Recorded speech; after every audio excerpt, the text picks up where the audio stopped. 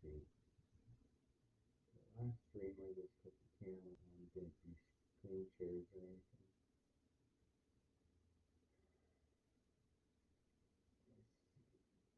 I had been having issues a while back where when I had a browser open, it would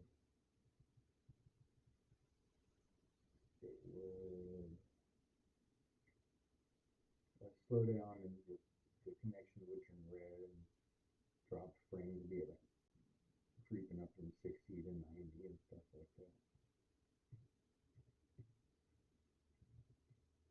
With excellent condition on the YouTube Studio. Let's show you here OBS.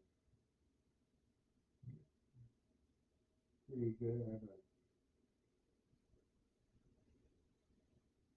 interesting setup. A little redundancy in my router.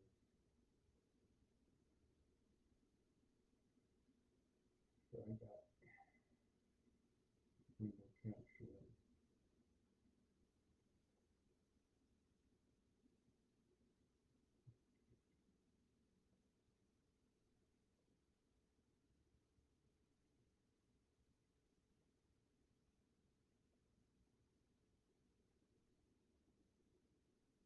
There we go.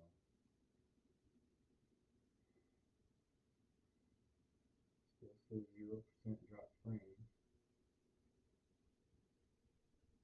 So I guess this is where people would go to watch for, your influence here before it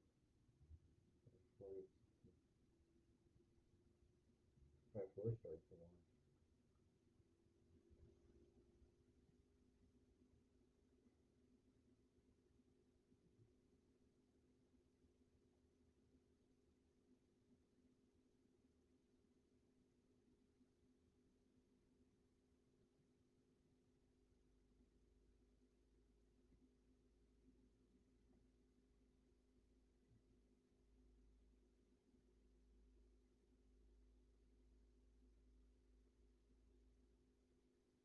Looking at Frank had a live stream up in the attic.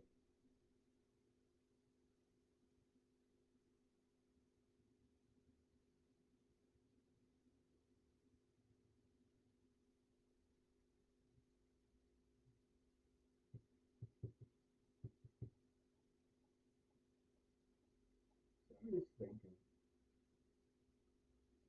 what pop culture is. Well, it's the popular, whatever culture is dress, style, dress, music, art. Are jobs considered culture? Mm-hmm. We mark art style by change over the years. Clothing. I mean, that's one of my favorite movies, Zoolander. Watching Zoolander puts like things in a whole new perspective. You come out of Zoolander where you got like, yeah, before or after 9/11, there were a lot of worries in the world when Zoolander was around, chasing Osama bin Laden around, other criminal terrorist superhero masterminds. I mean, world dictators and evil people. And you watch it and you're like, yeah, every year you got. I'm I don't have a proper suit right now. I don't know. I haven't talked to a tailor about if it's like a 3 button. Is it a 3 button? A 4 button? 5 buttons up even sometimes. Yeah, I'm a chunky boy, and I don't want to like get the illusion that suits needing new clothes.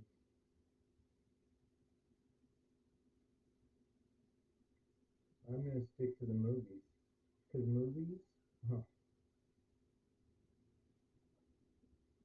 are you where people learn history from. Documentaries, fiction, old war movies. ever listen to what was on the radio?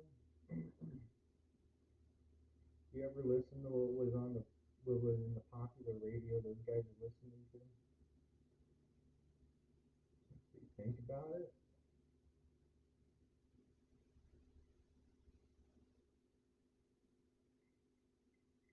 I was messing with a satellite receiver to see if you could pick up signals from this from a little indoor antenna. The antenna I have, I'm pretty sure if I had the correct tool and knowledge that I can get to pick up some channels that I don't currently have. It's funny if they have preloaded stuff. I mean, something like Asia 7 satellite, they have like Hong Kong news, Chinese news, like Sun TV, Muslim TV. Oh, that guy, I found was the load setting for like one of the previous people. And I just got online and it was talking about how the old um, bids, but no, big, ugly, yeah, big, big, ugly bud, big, ugly. Well, anyway, these big satellite dishes was talking about once upon a time you could actually get when it was cable, you could get if you had satellite, you could watch HBO. And they started encoding stuff. So it was a little interesting, like 80s, 1980s stuff. There's people a decade older than me. We get along pretty good. But they love the 80s. They love the 80s, and I didn't get a bicycle and start going out and doing things till like the end of the 80s. So my mall experience was different than their mall experiences.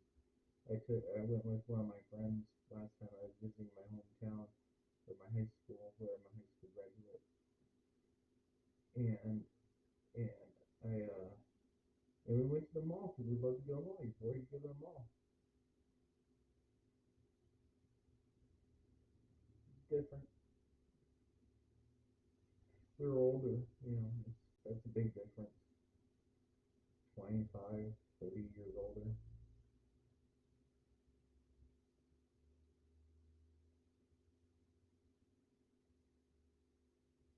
So one of the biggest things with today's pop culture, the speed of it, it comes so fast.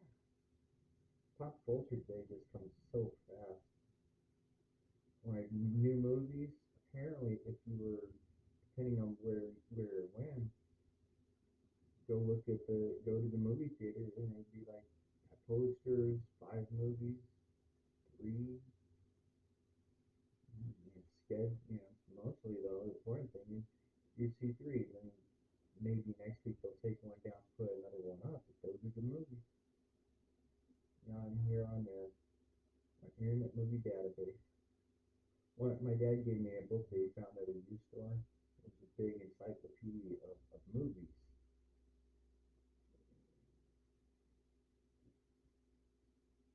And he gave it to me, I looked stuff up that we never heard of. Double duty, I suppose. Anthony Mackie started second, Brave New World.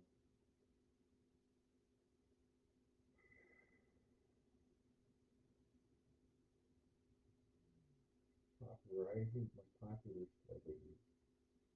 Shelley Duvall's rising. And at the RC, oh, Joey King's slipping. Taylor Page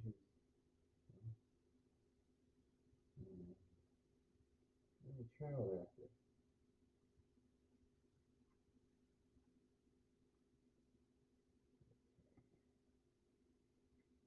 Think of a movie. Oh, I know.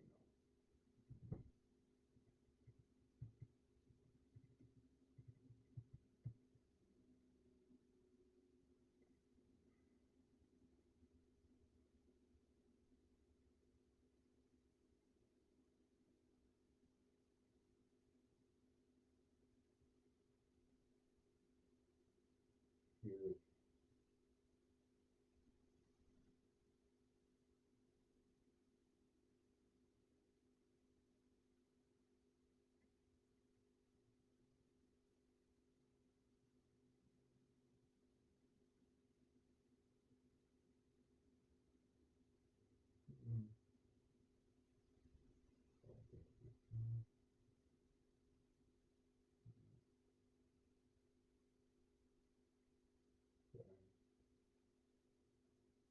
how to make this in black and white,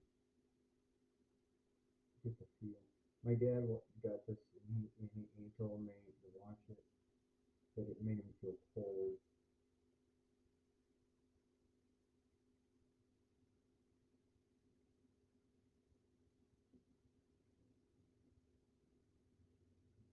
Wird Meister Harmonia.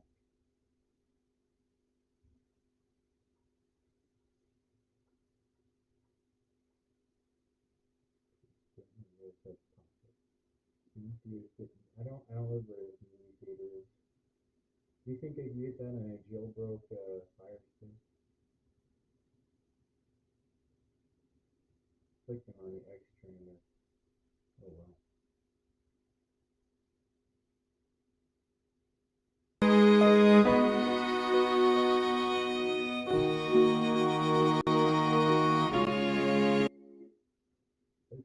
Okay, I missed that one. Entrancing, Workmeister harmonies earned a permanent place in the viewer's mind. Andy Klein, New York Times.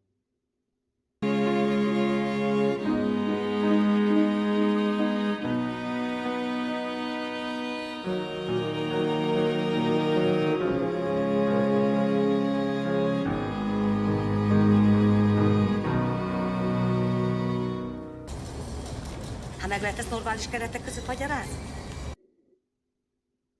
What did you say, lady?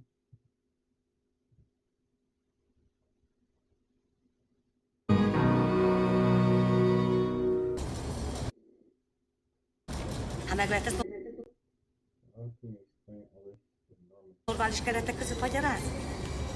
Itt vannak ezek a rejtélyes, ismeretlen járványok.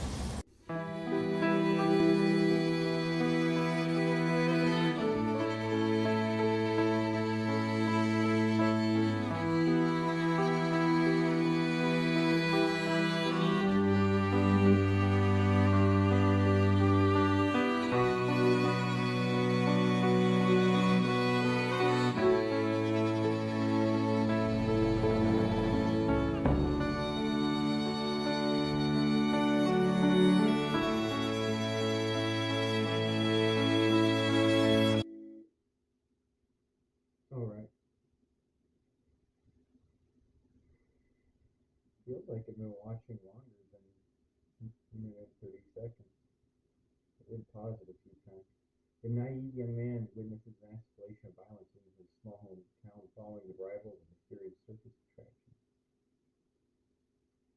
Oh, this is why I forgot. Sorry. That was hard.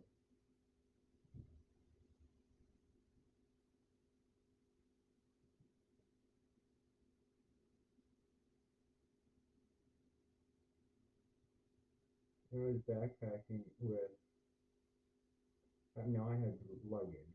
Technically, I wasn't. Backpacker community probably would get a fight with people who, no, they wouldn't. No, they wouldn't. They understand. I did have backpack at a point. But anyway, they said there's a guy named Robbie Williams who, who's just huge in Europe.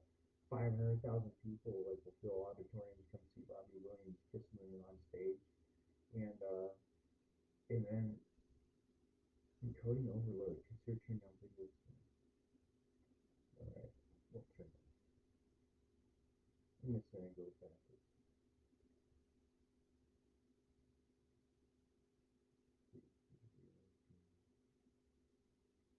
Yeah. I have older books I prefer to read those. I should have started with the Breakfast Club or something. What were those when I was growing up and we had our own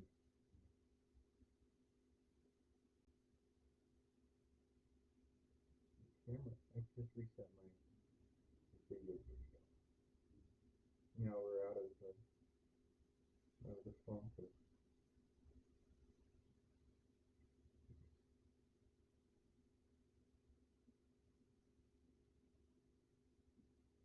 So videos.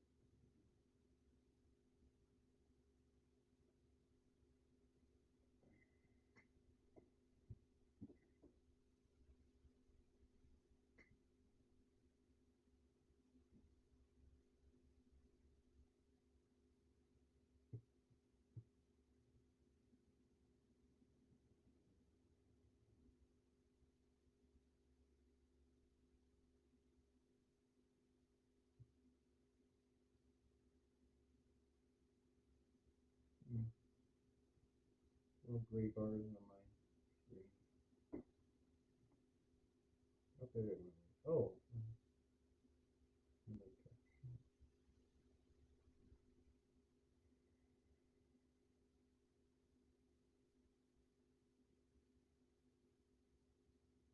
remember I was doing videos, slideshows the other day, which is I have like 100 pictures in these files, but it'll only go through the first 11 or something. That's a shame. Otherwise, I could be very lazy and just put a little non-copyrighted music on, mute music, elevator music.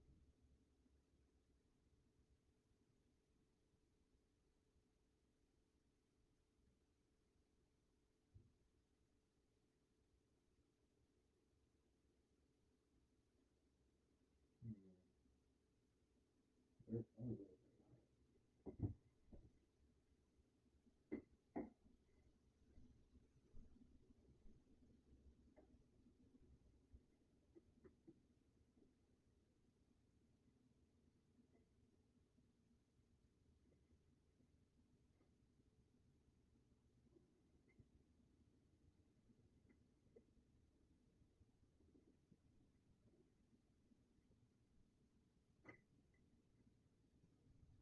We have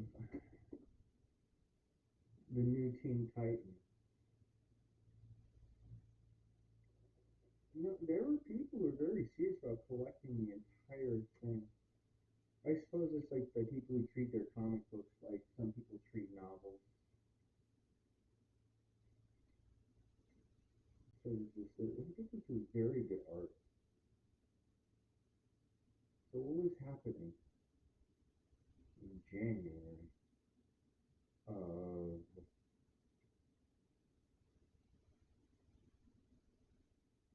1982?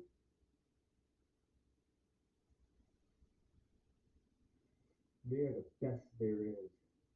The Changeling, Shapeshifter Supreme, Cyborg, half man, half robot, Kid Flash, Super Speedster, Raven, Mistress of Magic, Robin the Teen Wonder, Starfire, Alien Powerhouse, and Wonder Girl, the amazing Amazon. Together they are the new Teen Titans. Watch while you can, Madame Rogue, because very soon you'll have your hands quite full. See, the Brotherhood of Evil.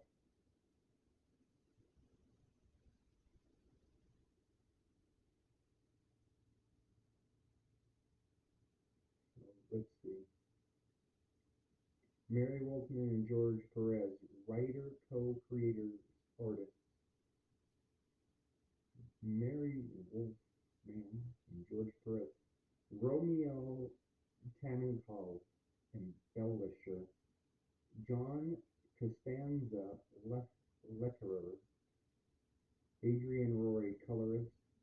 Len Wein, editor.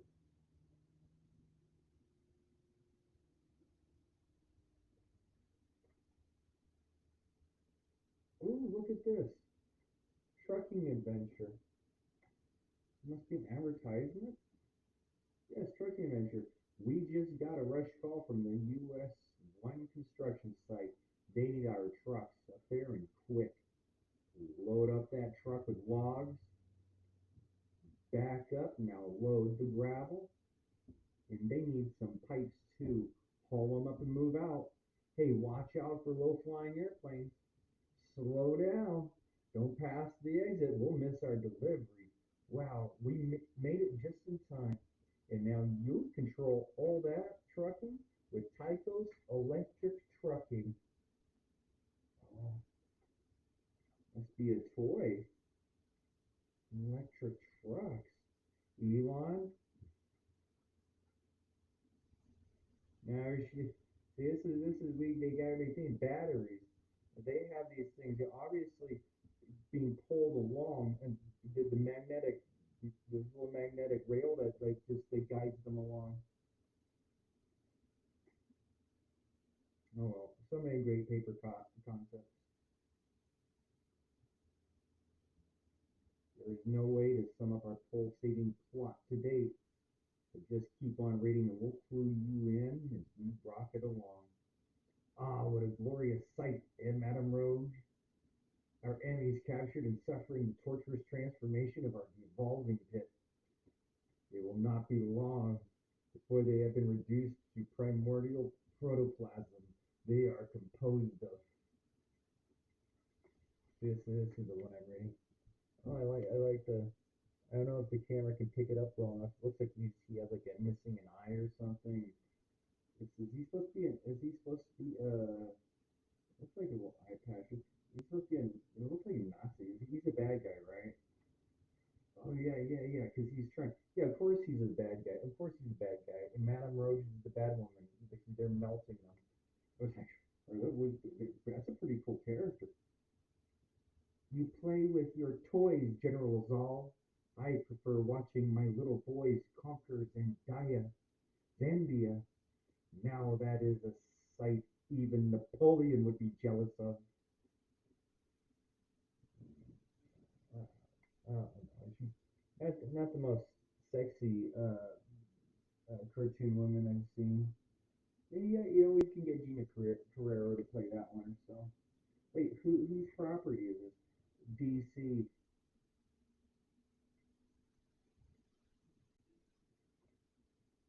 She's let go by Disney.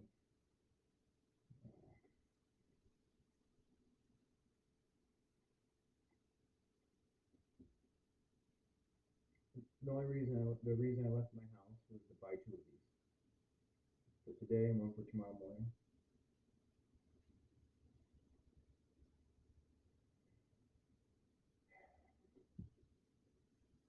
Well, if even the little kids have their favorite, I guess it's those car rides because uh, Baby Shark song saved a lot of people from the Wiggles, right? Can have several pop cultures. We can have pop cultures we don't even know exist. I don't know what the difference between the emo kids and the goth kids are. Wait, I do know a little bit. I do know a little bit because the goth kids were a little bit more not outlandish, more individual in their pain and playing vampires, where the emo kids are just kind of depressed.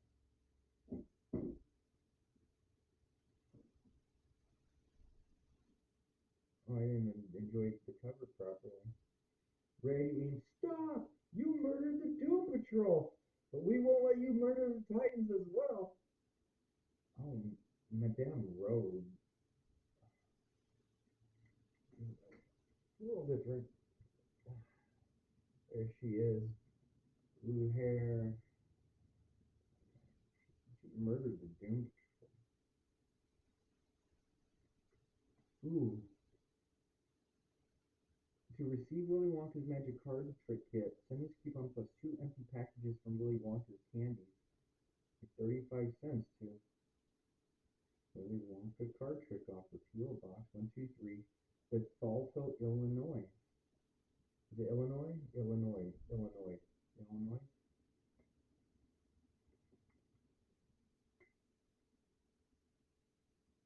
I I forget if I ever or I got sea monkeys. I ordered some sea monkeys through one of these magazines. I think I got a like a little spy radio listening device.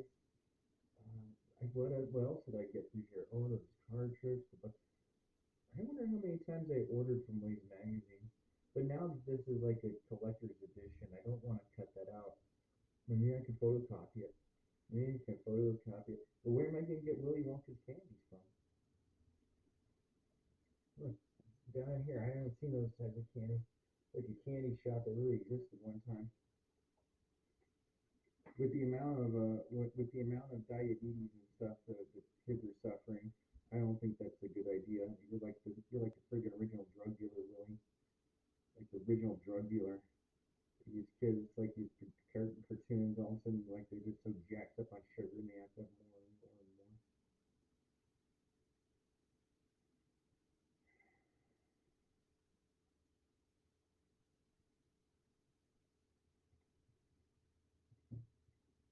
So, pick this one.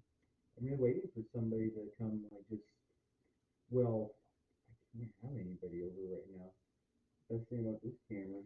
The other one, when I'm streaming off on one of the other socials, I can't go live on my mobile.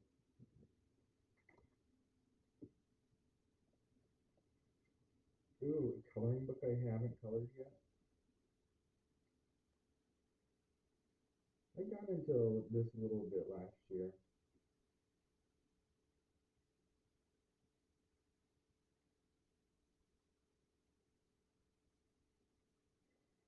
It is soothing. This, oh, sorry.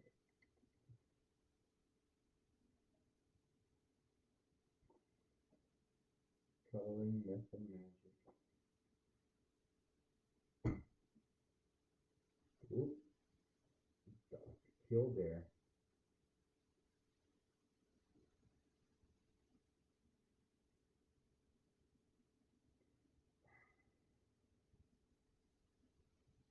How long? Okay, I'm gonna look this up. Well, we have Kickstarter. I don't know if you have a Euroman. Do you have a Throne of Bones or one of Ox Days? I remember there was a, do you remember when people were gonna make their own? They were so upset at comic books. They're so upset at comic books. People were self-funding their own comic books. I actually don't know how easy it is to become a big, huge success in comic books. Like, they go after.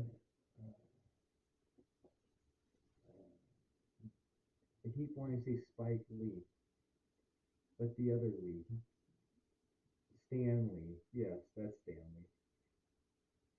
You can't go after that Stanley anymore.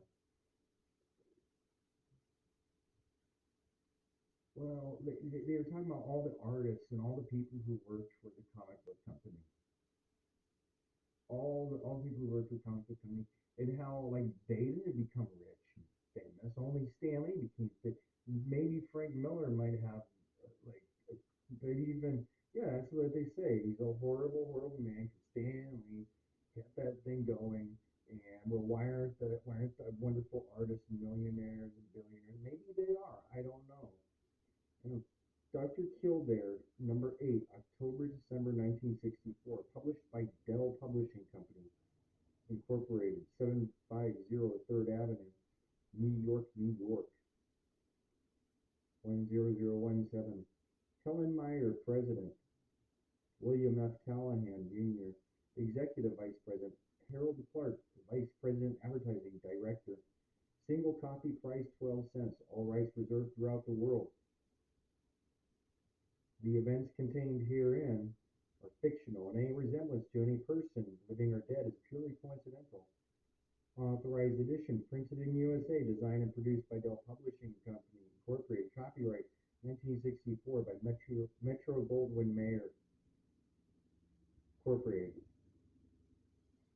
This periodical shall be sold only through authorized dealers. Sales of mutilated copies or copies without covers and distribution of this periodical for premiums, advertising, and giveaways are strictly forbidden. Ooh, a 12-piece Roman army soldier set. No, 132-piece. Two complete Roman armies. Is 66? Yeah, 66 times 2 is 132, right? I don't have to do this answer, so okay. Minimum numbers to field to, oh my goodness. We can expand the NFL. We can improve that. We can improve the expansion of the full time roster, and then well, everybody gets a seat up on the field. All they complain about who's the starter, who, but oh, we'll have a American football X, extreme football. All 50, all players on the field at the same time. Mistakes.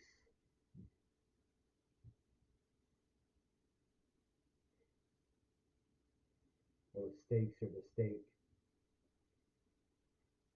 So I'm just curious about who like I'm sitting in a room and they're coming to me and saying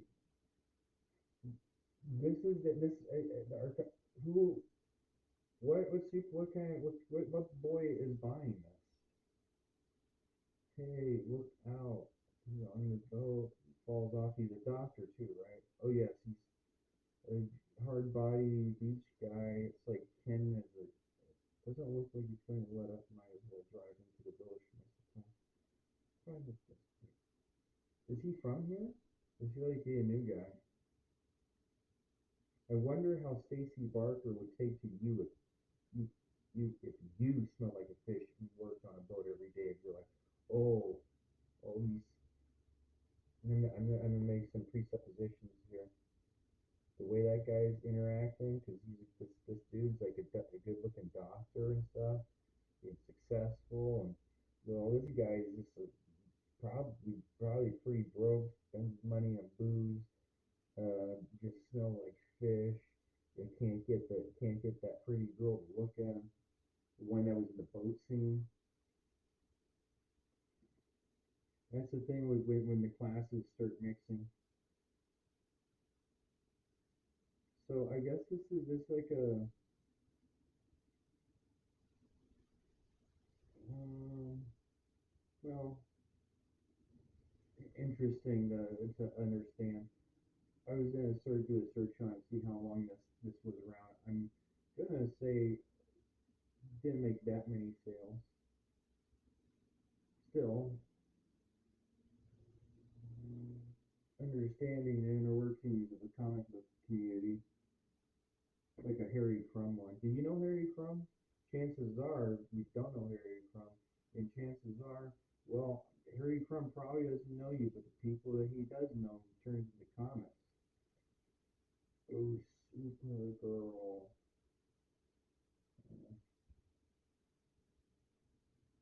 Oh, what amazing opportunity to be the one that finally catches Supergirl.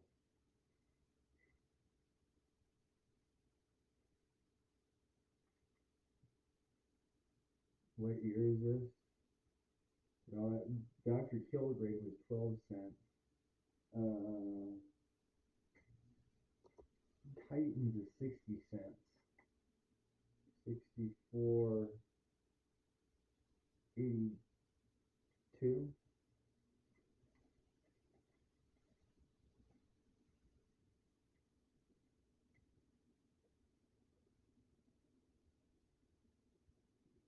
Issue 1, February 94. Oh, 4 issue miniseries. Well, they have to make products using this. So that's what people like go on lore tirades. They'll pick up something that broke lore, uh, like Stern, Brigman, and Reese.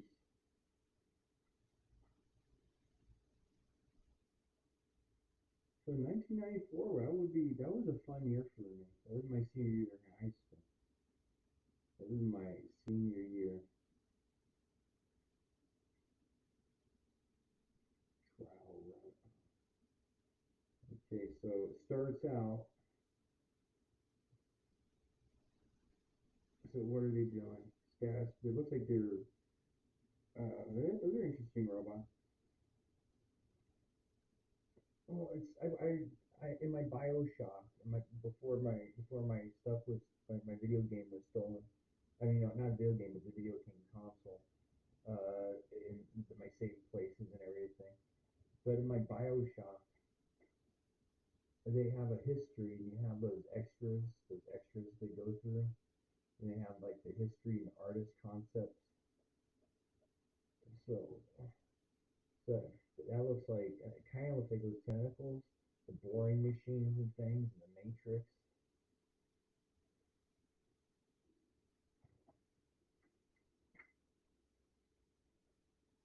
All of these fancy ropes, so they're going through walls. Red alert. Okay, and then next page over, I guess she's coming to save the day. Roger Stern writer, June Brigman penciler, Jackson Ducey inker, Albert de Guzman letterer, Glenn Whitmore colorist, Frank Pitaresi associate editor, Mike Harlan super editor, based on characters created by Jerry Siegel and Joe Shuster. And this is a DC product as well.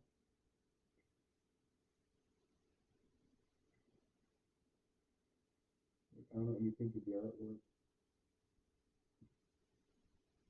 Um, I'm not holding to the camera appropriately. It's been a while since I was since I was held hostage and forced to read children books and things. Best of the Best Championship, to be or not to be. The smash hit SNES Super Nintendo. Is that Super Nintendo? Title is now available for Sega Genesis.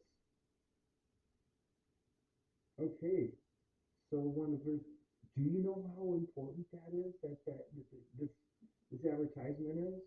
I didn't know that in 1994 because that's the year I stopped playing video games. 1994 is the year I stopped playing video games. I played my last video game in 1994. Now I have such a split that I've never gotten over the guilt of getting in a fight with my neighbor because he got a Sega Genesis and Sonic the Hedgehog before I did. I never did get it on my own. However, available on Super Nintendo Entertainment System, Nintendo Entertainment System, so that's what it means. Game Boy, Sega Genesis with an asterisk. Oh, one or two players. Hmm. I suppose the other one is that, yeah, one or two players, an asterisk on Sega Genesis. The best of the best championship karate. And they have little screenshots.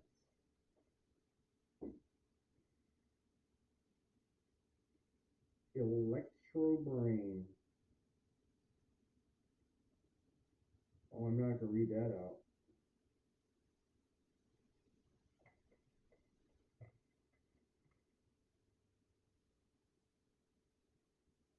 I know the address well.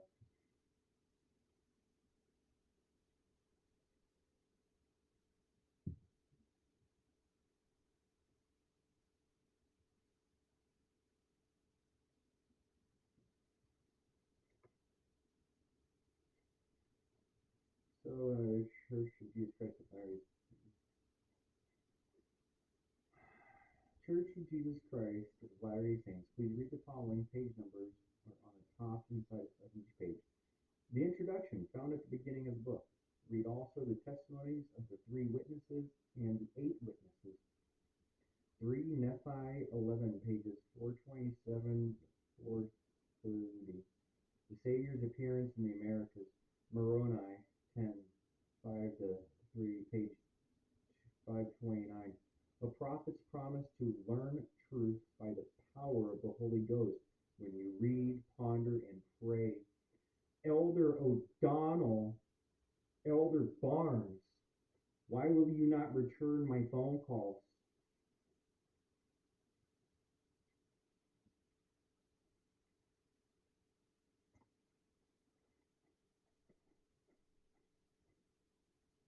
Oh, is this a IDW? I wonder if oh, the relations, social relations are softening for me and the Uber libtards down that do the pretentious coffee shop bookstore. You know, just that kind. With these chickens, like you use an you know, people are like goody goodies and stuff, I suppose. Anyway, we were talking about comic books because they're that kind of those types of people, so you find that commonality. And she was talking about this comic book company, and you're like, imagine. Anyway, this one's IDW. Simonson Martin Workman Ragnarok. See, that's what about thing about Marvel and Thor. They really you can't prevent people from honoring their own culture. You can't like copyright Ragnarok. Uh, Maybe lettering for your posters, but as far as preventing people from using, because well, you've gone off script. Like yeah, like it's like copywriting the Bible. I suppose the translation would have to be copy. The point is,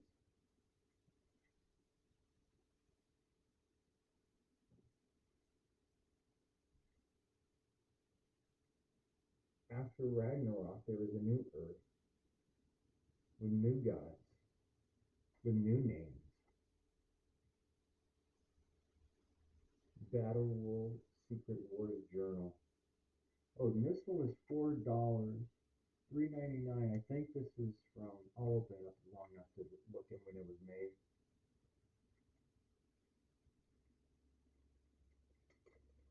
Yeah, that's a sad thing about grown up boys. When they've been in a business so long, they have so many good movies that they would just love to make this into.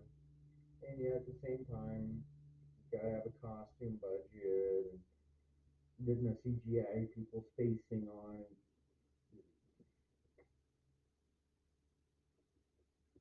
So this thing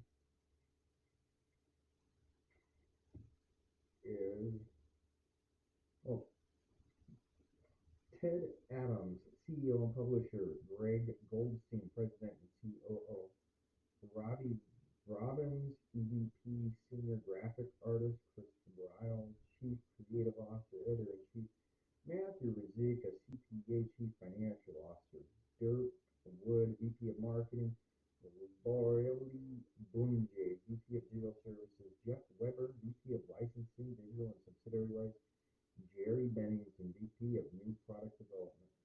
Oh, and they have Facebooks, oh, Tumblr, IDW Publishing, Instagram.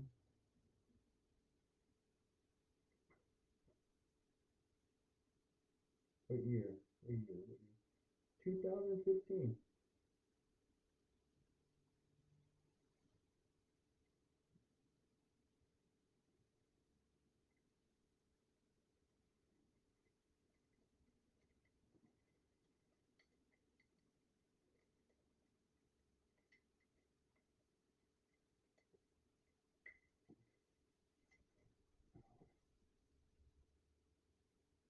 I tore the sign. I knew once I opened this, I that's the thing.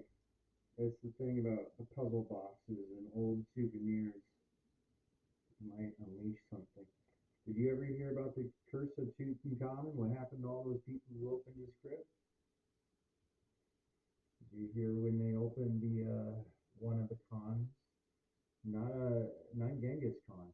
They don't know where his crypt is, or at least they're smart enough to like not look for it. They found one, like one of his grandsons. So the end of the world begins the date they opened it. And they opened that. I guess people just like to open things that they find randomly. This one was also $3.99. Secret Wars, published 2015. I went to visit a comic book shop because they make me happy. So I walk around and I remember things I forgot. Looney Tunes, Merry Melodies.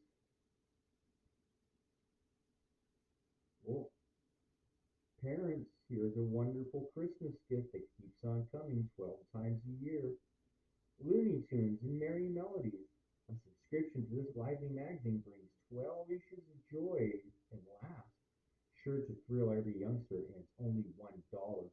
What a trifle for such a load of fun. Oh, oh, oh. Naughty, naughty. Unfortunately, the women of horror films, see, they don't have to wear masks in there. Have you noticed that? Have you noticed that women in the scream queens, they don't have to wear masks? They don't want to take away like I mean, Jason, Freddy Krueger, Mike Myers. Well, Mike Myers is a famous actor, so yeah,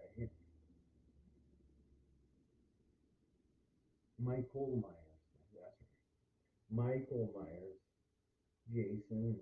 Well, at least Freddy Krueger, he gets to talk and stuff. It's probably why Pasquale, probably why that Pedro Pasquale made sure to take his that he, in his contract that he could take his helmet off and show his face.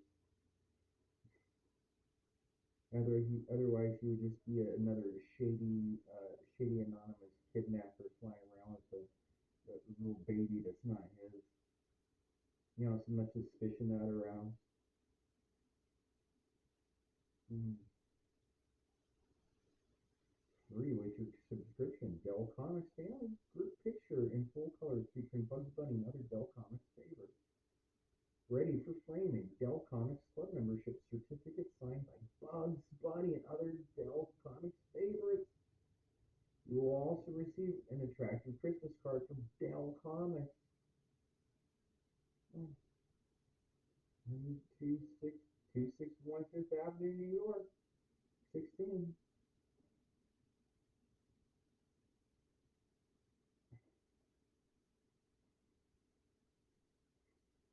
And see, pop culture does change by decade, doesn't it?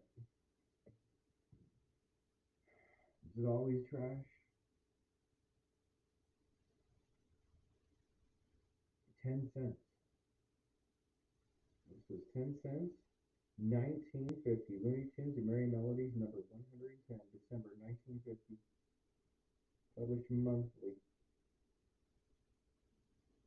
Oh, this. I don't even think this would be the first baby. This wouldn't even be the first baby boomer, like comics. Who would be reading these? What kind of person would be reading Looney Tunes in 1950?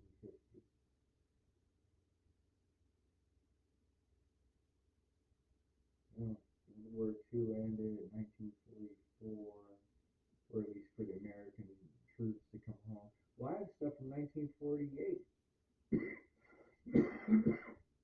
Wait, 45? They're talking about getting people ready for 5 million war veterans to come home. That was their biggest thing. That they've been gone so long that life just sucked. It was all that. I ain't got nobody, nobody, nobody, nobody cares for me.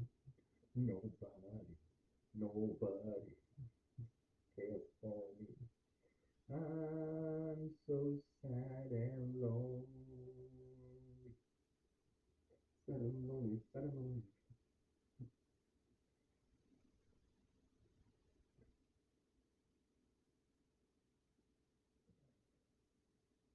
I got that mixed up with Frank Sinatra for a minute. Or maybe it is Frank Sinatra. But unfortunately, morphed into David Lee Roth and just Gigolo. And that's a big thing when people go solo. When the band have their solo album. I mean, I liked it. I didn't really have a big who did he do? He's also the oh, and then they got the Eddie, but not Eddie Vedder. Who's the other guy? Sammy Hagar. What band is that? I forgot. Well, they had like a famous guitarist person at one point. Oh, famous Fleeting, isn't it? It's some famous Fleeting.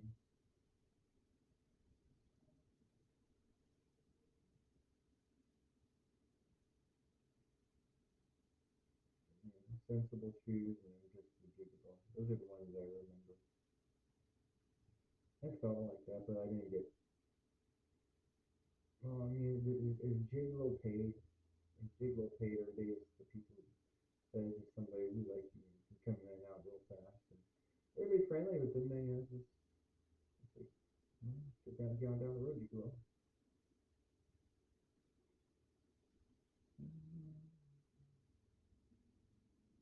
But anyway, the Frank Sinatra stuff.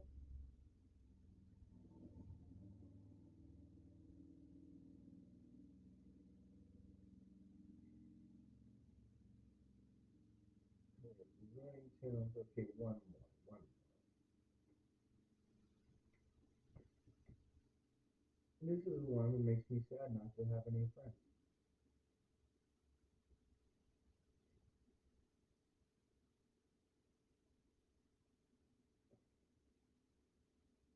Secrets of the Gods. Did you know is it Frank Miller? Is Frank Miller also the one who does like YouTube diaries, YouTube blogging on magic and practicing magic and being a wizard?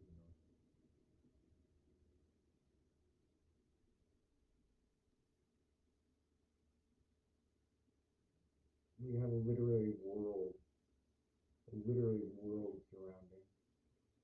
I have to deal before we get young people who want like a Harry Potter thing. Uh,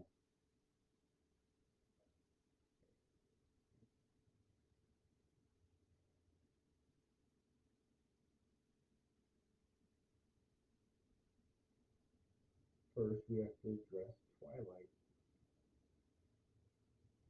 and not the normalization, but by portraying Edward and Kristen on the screen they did made it a possible and for some people desirable uh, relationship with vampires.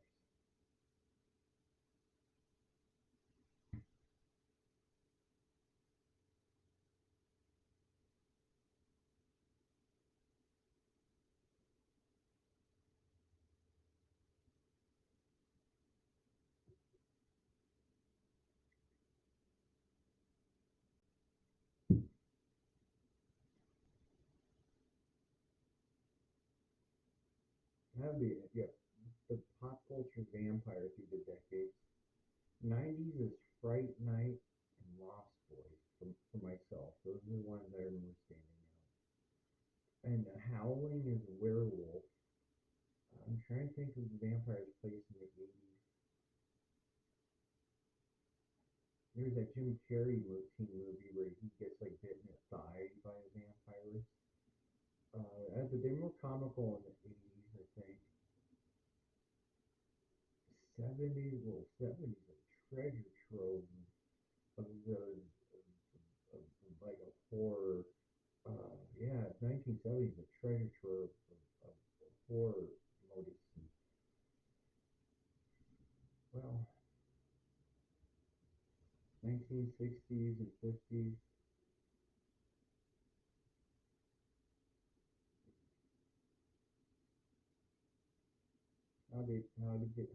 Where are they popular? What regions? Anyway, so so the guy who looks a lot like Edward from from the Twilight series. Remember, Edward's like 97 or 104 years old, right? Remember, he's just permanently 17 looking. So you have the 107-year-old dude who's in high school because what else? I mean, suppose you get bored. I need watch it again why they hide in high schools and you blend in the community, not be suspicious. But so anyway, he's 107 years old. Now was in the movies made. So we're having a party and this guy's coming and I've seen pictures of him and like it's like Edward. Like you're an actor, right? And he's like, yeah. I'm like, what's your name, Bear? And what's your name? Because you do look like you did last time I saw you 20 years ago. You look exactly like you did. And see, that's just how funny the joke is. Just a little, ha ha.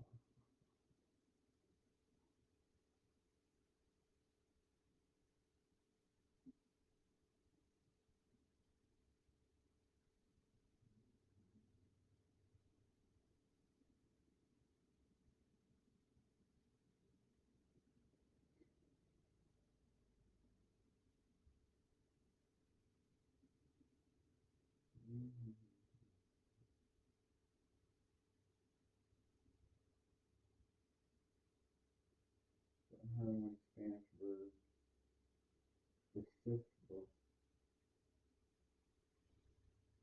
Yeah, I got a Sith book.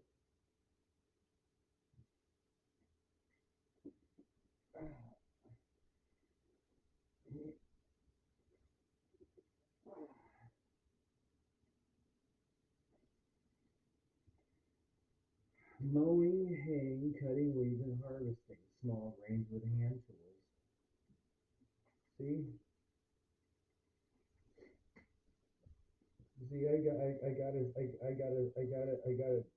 book on how to handle and how a reaper handles a Sith, or how a Sith handles a reaper. Wait a second. Ancient and modern harvesting is drawn to scale. I got one like this. I got two. I liked it so much. I got two of them. I figure if I keep like things that keep going on, then I'll just like I'll be like just like tape these my hands and use them like hooks and like rapture and stuff and just be like just be one of those slicers that come down. I mean, why? I'm not trying to go anywhere. See how those will treat you when you get back up to the surface? You think that's not you to ground in Bioshock Infinity?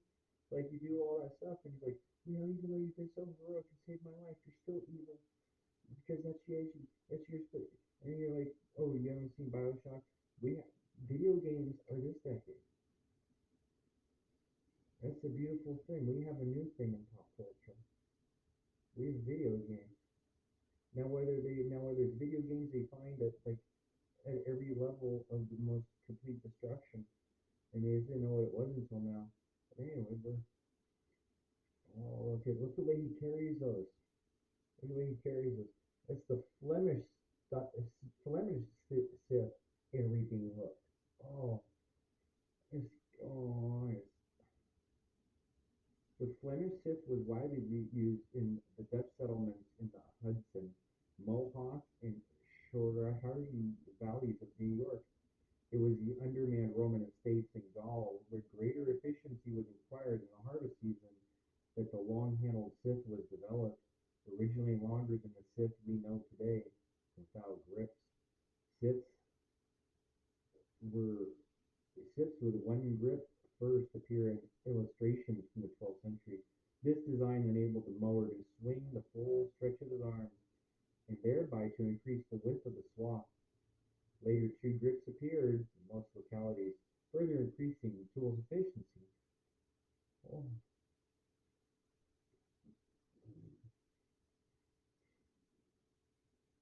oh here it is. I'm going to move up. John Gerard, in his 17th century Herbold, recorded an accident where the mower made a wound to the bones, and was all very large and wide, and also with great effusion of blood. The porter man crept upon this herb, Clown's wound ward, or all heal, which he bruised with his hand, and tied a great quantity of it into the wound with a piece of his shirt, which presently staunched the bleeding and ceased the pain, insomuch that the poor man presently went to his day's work again, and so did from day to day, without resting one day until he was perfectly whole, which was accomplished in a few days. Clown's wound work all healed. Oh, I'm trying to spend more time with. I'm thinking of trying to spend more time drinking tea at a very nice uh, little shop that has witchcraft things in it. Well, just assume when you go in there, just assume people are in coven. Just not every, but some people are just curious. Let's just assume. So because we talk shop, crystals, vibrational healing, good things. Not binding, not anything like Patrick Rufus has in his books, where he vividly describes how to do a blood bind with another person.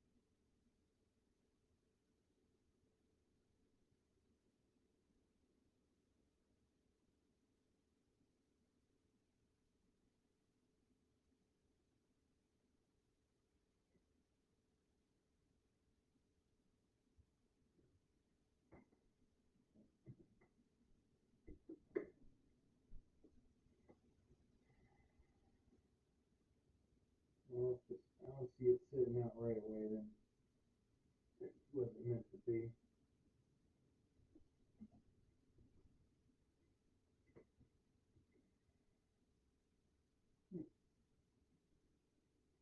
Well, I was going for a book of James Bond films. A book on James Bond films up to Pierce Pierce Brosnan. Quickly saying this. Another. Oh,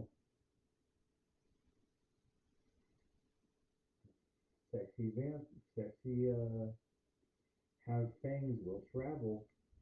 Vampirella, Draculina, Pantha, Nyx, Chastity, and Lilith. The Sacred Six. Have fangs will travel. Ooh boy. So I picked up this thing that I'm on other streams, not necessarily YouTube, that I reference these a lot. I can just see it in my mind's eye. It's on the kind of like people are touring and they're doing their Hollywood Walk of Fame tours or gift shops, and they're going to the place where they had the latest movie star gala. They buy this little greatest hits reference dictionary library of the Academy Awards from their first one to 1981, or maybe 1982. But before I dig into that, got this National Geographic for 10 cents. September 1969, volume 136, number 3.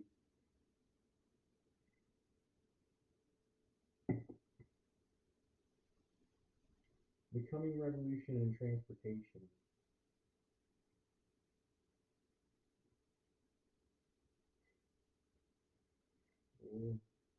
The next Boeing flight began billions of miles ago. When you fly aboard a 707, 720, 723, or 737, you fly with Boeing, the world's most experienced builder of jetliners. 1,600 Boeing jets are now in service. That's more than have been built by all other manufacturers combined. Each new Boeing jet inherits the unique benefits of 7 billion miles of Boeing jetliner flight experience. Each inherits the tradition and passenger comfort too.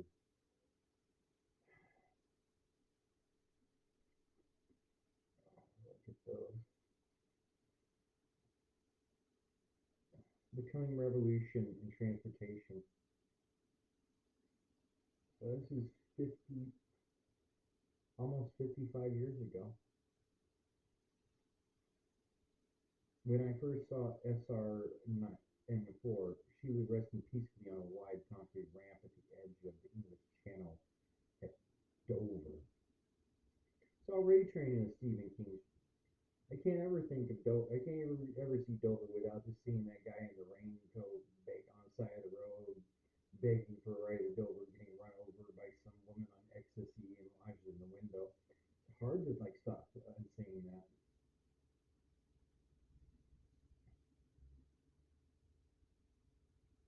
Surely the squat 130-foot creature was feminine, for she was wearing a skirt, rumpled and sagging, but definitely a skirt.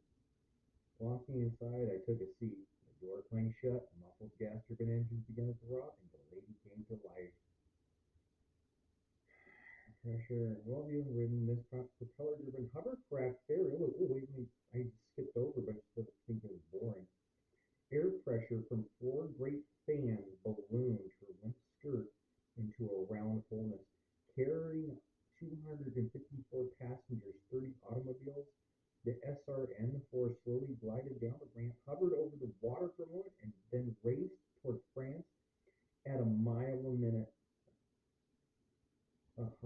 Of all the vehicles I've ever ridden, this propeller-driven hovercraft ferry fascinates me the most.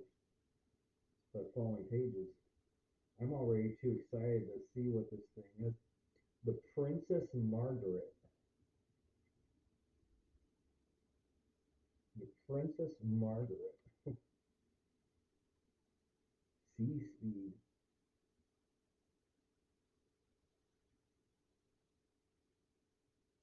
half fish, half fowl. Britain's air cushion, Princess Margaret, roars into Dover after a channel crossing with black ramp poised for lowering.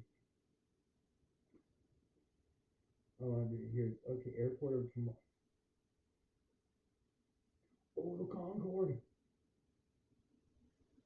I was thinking about the Concorde because there's a band fly at the Concorde. Before the band fly at the Concorde, was there a bird called a Concorde?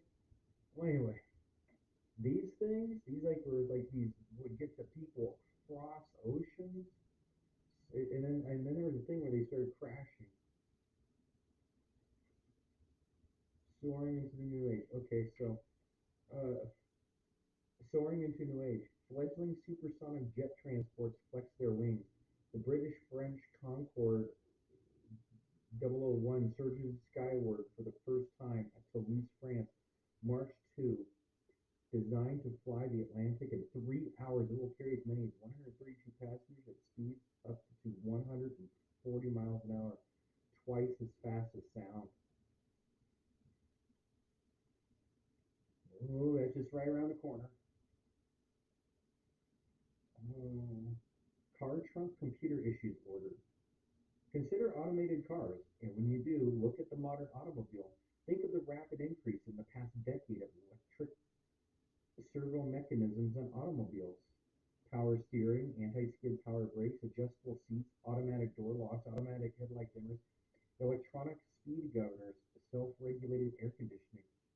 Detroit designers are already preparing for the day your vehicle will drive itself or getting practical experience with the automatic devices on today's cars. When more electric devices are added and the first computer-controlled highways are built, the era of automated car will be here. At the General Motors Technical Center in near Detroit, I drove a remarkable vehicle. It was the unit control car, one step along the way to the automated family sedan. In the car, a small knob next to the seat. Some models had dual knobs. Replace steering wheel, gear shift, lever, accelerator, brake pedal. Moving the knob, I learned, sends electronic impulses back to a sort of baby computer in the car's trunk.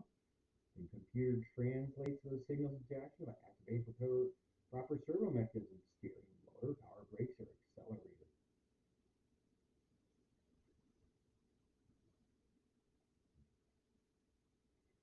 Ooh, look how pretty that drawing is. I don't know if you can see it, but there's a guy in the car. He doesn't need his hands on the wheel. He doesn't need his hands on the wheel. I don't know what the woman's saying to him, but he's really got his paper out, driving along. And, ooh, look at there, they're aerodynamic cars. And look at a ship on skids. That way it only breaks the friggin' little submerged hippo walrus back instead of cutting it up with propellers like if they do the manatees. Oh, manatees. I almost went petted one. I forget where I had the opportunity and to pet the manatee. A train flashes by at 130 miles an hour while rice harvesters go about their timeless task. Fuji snowy crest hangs like cloud 20 miles beyond this scene on Japan's new Takedo line, the world's most highly automated, successful intercity rail system. The timeless joy of working in a rice field.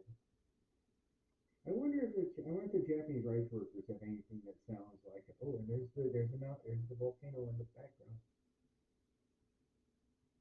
I wonder if they have any like Johnny Cash songs. You know, the Folsom Prison, just watching that train go by and scrambling the national traffic jam.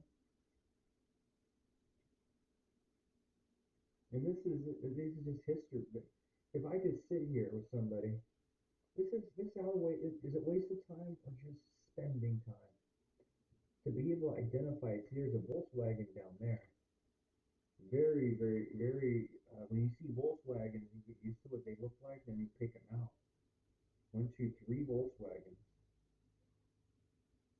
and these other cars. Well, I mean, that's why I like car guides and car talk. I can learn stuff. I don't know very much about cars. Oh, look at this. They keep man on the move.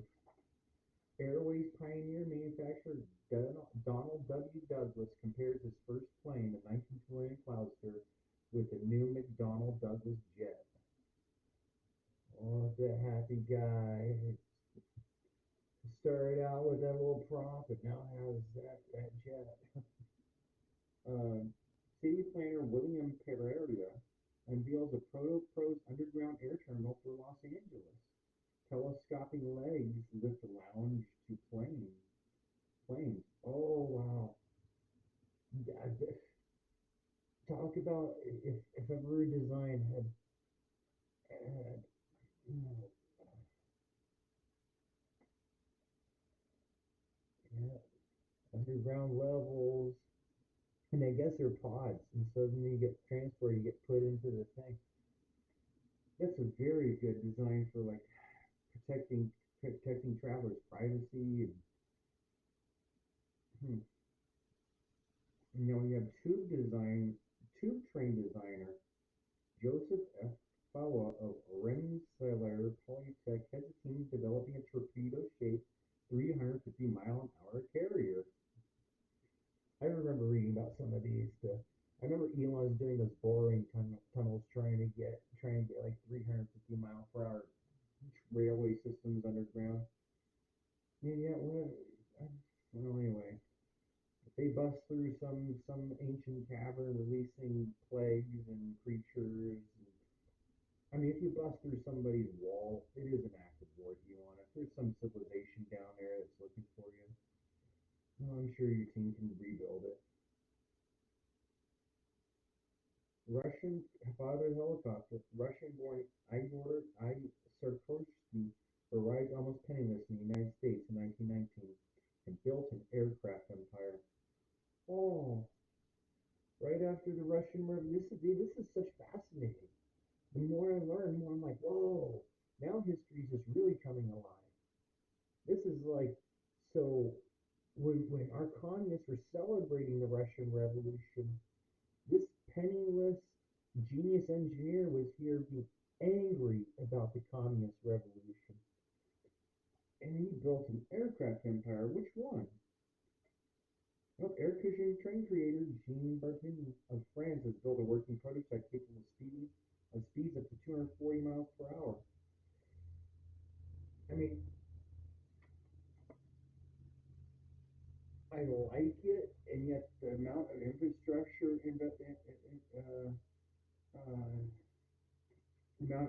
uh, that they have to be rehauled and redesigned. And that just it's cute though. It's cute. Maybe if you get your own plot of real estate on Mars and want to build your own well, future transportation. Hmm. V-stall straight up and away. Duck propellers pulled the Bell Aerosystems X-22 Alpha onto a runway near Niagara Falls, New York. The props pivot upward, and the roar yanked the 15,000 pound plane along. 100 yards up, they point ahead again. Experimental V-stall, the vertical or short takeoff and landing moves forward above. Interesting. That's very interesting. I wonder how they compare to our Marines Osprey. They're like the Osprey, they're pretty impressive when they're flying. We got the train. There's another train. Those must all be about the transportation system. Oh, manatees.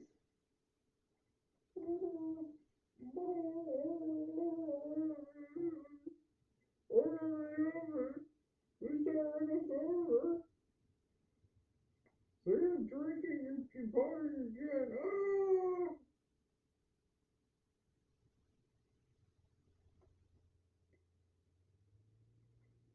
Oh, the friendly Irish. Is this an Irish lad on the cover? A lass? Is that an Irish lass on the cover?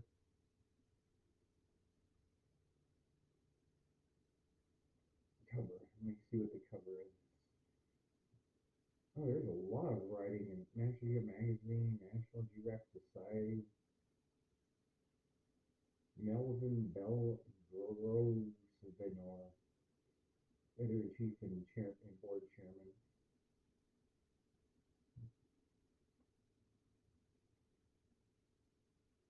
Board of trustees.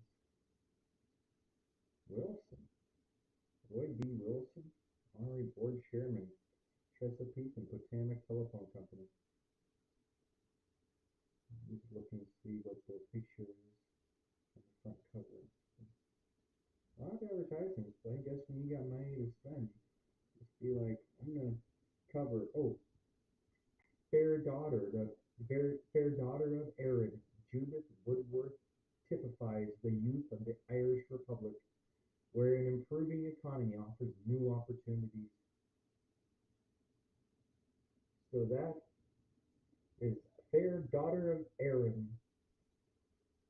Judy Woodworth, Judith Woodworth, typical of the fair Irish youth, of the fair youth of the Irish Republic, where they have improving economic opportunity. Well, I wonder what pop culture is like in 19 Irish pop culture 1969. Well, I guess when I see pop culture changes so fast these days. I completely missed the BTS Army Revolution. The K-pop, I still don't know what that is. Travel the Texaco way. Oh, this must be Dublin. Staging ground for independence. On Easter Monday, 1916, Irish Republicans stood before the General Post Office, shrouded by cleaners' tarpaulins at left. Huh? Oh, this must be a picture of. Is this from? No, it can't be from 19. Yeah, they don't have that many cars in 1916, but it must be the location. Shrouded by cleaners' tarpaulins. Oh, there's a building there where my thingies are. So that's the General Post Office on Dublin's O'Connell Street, and proclaimed the Republic after 700 years of British rule. In the battle that followed, bullets scarred the monument to Daniel O'Connell, 19th century champion of Roman Catholic rights. The artillery left the street in ruins. Today it witnesses a stream of businessmen, shoppers, and students, like 17-year-old Judith Woodworth, below and covered. Wow. So it happened at a post office. Oh, snakes, snakes, Sir Patrick myth. Only in the zoological gardens of Phoenix Park are Dublin youngsters likely to see serpents. On sunny days, keeper of reptiles Tom Kelly Wright even takes young pythons and boas outside where children can handle them. Irish tradition has it that the island's patron saint drove out the snakes in the 5th century, though scientists have no evidence that the creatures ever existed there. For 250 years, Phoenix Park has drawn Dubliners for recreation and enlightenment, from bare-knuckle boxing to band concerts, from military reviews to temperance meetings. Oh, look at the snakes have returned. The snakes have returned. Oh, but they seem friendly snakes. They're friendly snakes. No, St. Patrick. Oh, and there's a map here. I've been collecting maps so much. Oh, the map of Ireland from 1916. Newcastle, Battle of the Boyne near Drogheda on July 1st, 1960, brought all Ireland under the domination of Protestant England, where it remained for 250 years.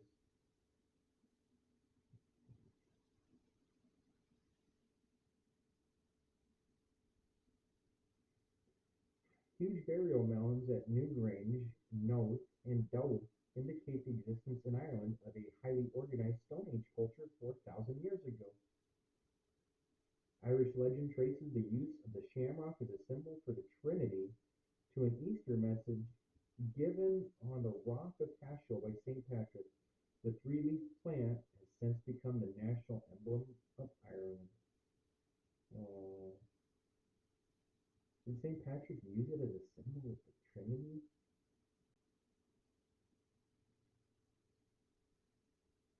Old Head of Kinsale.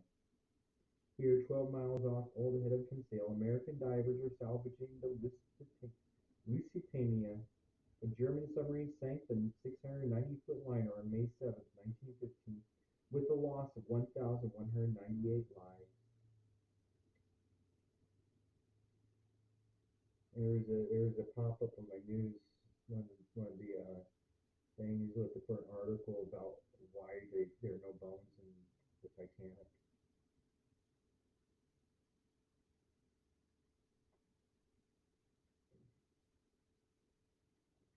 Freedom fighters recalled in song. It was nearly 10:30 before the mummers appeared. A dozen men in green military caps and crossed sashes of yellow and green, carrying short wooden swords.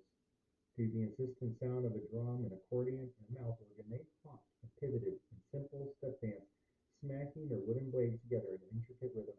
And one by one, in words written long ago to keep alive Ireland's burning desire for independence, they took the parts of the freedom fighters of nearly 800 years, from the Christian king Brian Boru, who defeated the Viking invaders in AD 1014, to Father John Murphy, a priest leader in a 1798 revolt against the crown.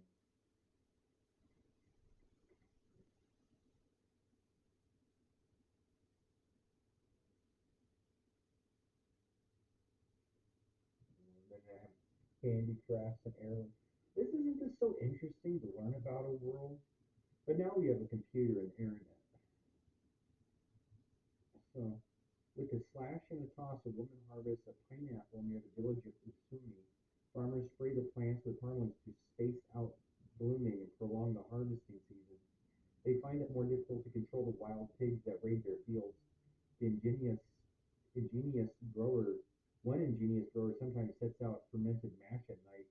Next morning, he picks up the inert, inebriated porkers for butchering.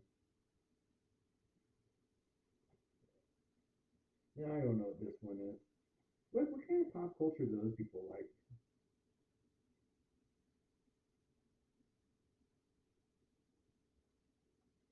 So, Okinawans air their complaints. Oh, this is Okinawa. We don't hear much about Okinawa anymore because it's almost like international incidents, and they just don't like Marines for no reason at all. Displaying a banner that demands B-52 immediate withdrawal and wearing headbands and sashes inscribed with similar sentiments.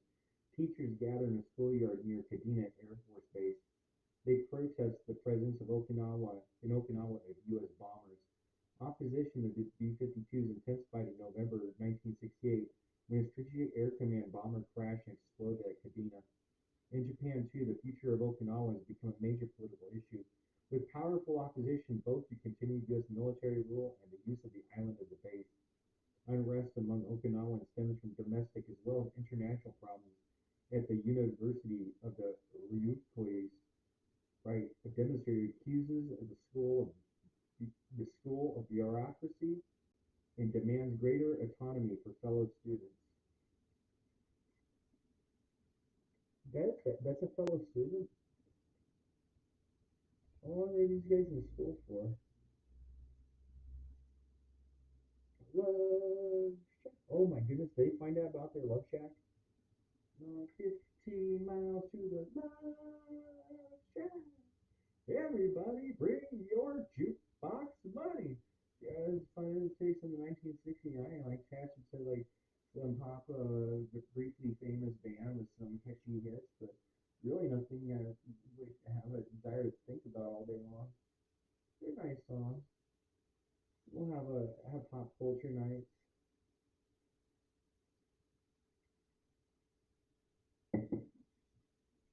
Oh, the films of Frank Sinatra. Not the Rat Pack, just Frank Sinatra. Meet Me in Las Vegas, 1956. The Metro Goldwyn Mayer production. Eastman Color CinemaScope, directed by Rory Rowland, produced by Joe Pasternak, original screenplay by Osabel Leonard, music supervised and conducted by George Stoll, music for Frankie and Johnny ballet adopted by Johnny Green, Leno Horns number arranged and conducted by Lenny Hayton.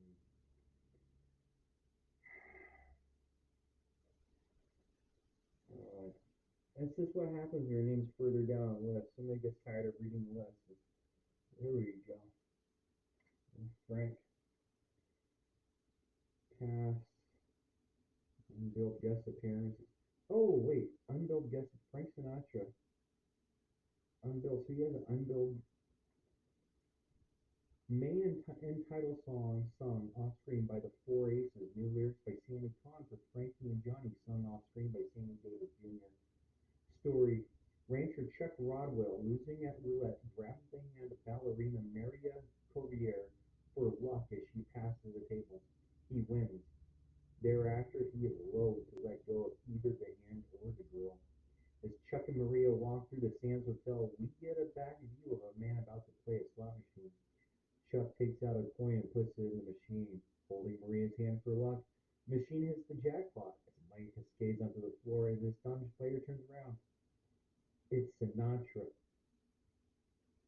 This film, one of the most entertaining movie packages of the year, is set in that wondrous never never land of the West, the gambling paradise of the nation. The story is nonsense, but it's pleasant nonsense, and so glossed over with technicolor glitter and glamour, with dazzling sights and sounds, gags and girls and color and excitement and fun and frolic, as to be well nigh irresistible. Q. Meet Me in Las Vegas is the sprightliest musical to come along in years. It is overloaded with talent, most of all beauty, dancing, ability, sex appeal, and a hitherto undiscovered flair for comedy. The talent of Sid Charisse. Guest stars pop in and out with specialties of their own, not rating program mentioned at all. But spotted around the plush sands of Hill are Frank Sinatra, Debbie Reynolds, Vic Damone, Peter Lorre, and Tony Martin. Phil K. Shure, Los Angeles Times. One time, my brother had been trying to break into Hollywood movies, be rock stars for so long. And one time he came home and he had been filming, so had been, you know, I go away for a while too, but he had been cast as an extra in a History Channel original. It was a documentary on World War II, and they wanted so they gave my brother and some of his friends, they put him in like World War II uniforms and had him walking down, and they didn't have speaking roles. They had the narrator talk over them, but they would be sitting there like smoking rolled up cigarettes on the beach. I don't know. They're probably talking about like which Hollywood actress they would bang and who their favorite who their favorite bands are. Mostly like their future endeavors is vampires and vampire movies. That was my brother's homemade specials. Those ones didn't become he didn't yeah those ones haven't been found. Have the Adam Diaries been found? I watched one scene of him coming at the camera and it was pretty scary. Yeah, he came and he's filming videos.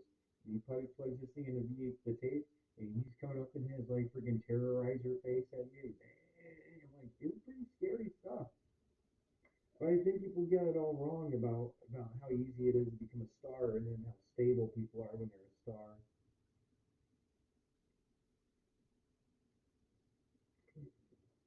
I mean, if all you want your name is to be on a book, I mean, around the world in 80 days.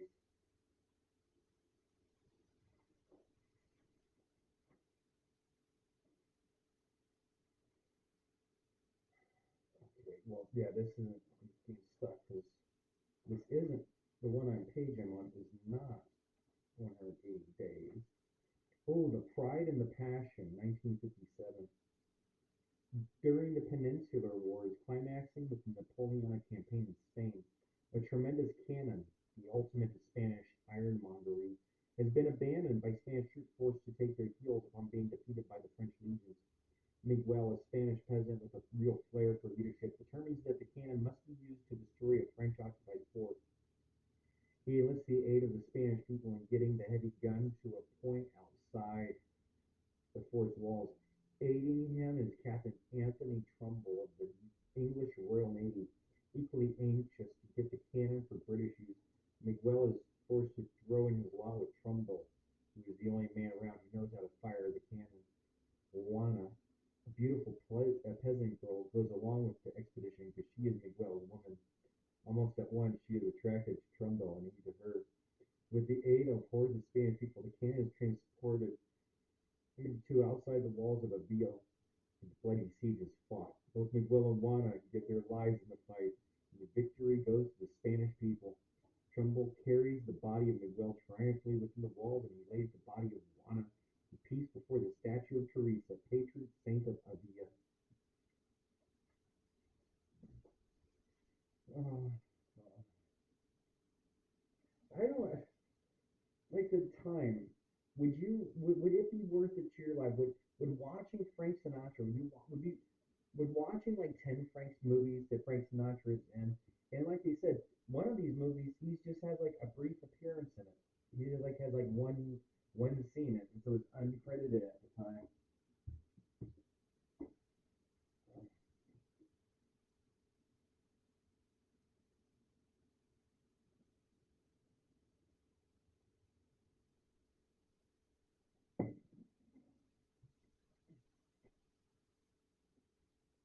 Pop culture, popular culture.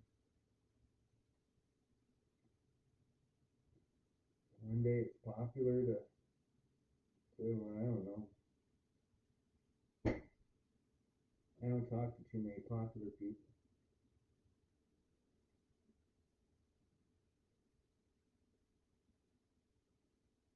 No, we'll go with the Academy Awards winners. This is the movie reference library. Best Actress, 1955, Anna Magnani, 1908 to 1973, starring in The Rose Tattoo, an earthy, sensual volcano of a woman. Anna Magnani was already a familiar name in Italy when her role in Roberto Rossellini's Open City brought her international acclaim. Tennessee Williams, one of Miss Magnani's admirers, wrote The Rose Tattoo with her in mind.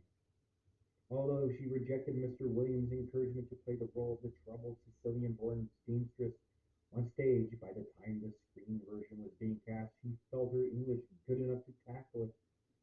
The Rose Tattoo revolves around Miss Magnani, a widow who worships her dead husband's memory until a lusty, simple-minded truck driver, played by Burt Lancaster, enters her life. I know who I cast.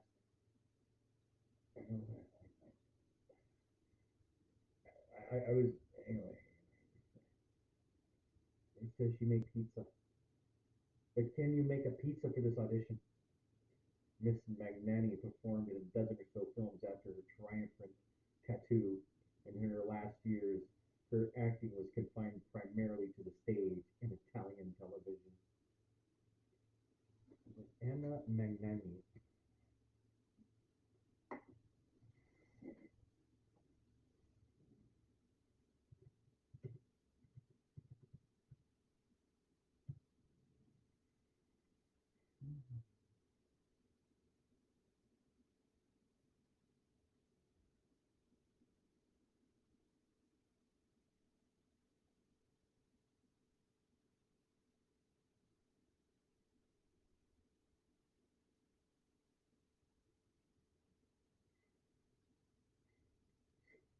Hmm. Kind of scary looking, like pictorial in there. Timeless beauty about her. Mafioso.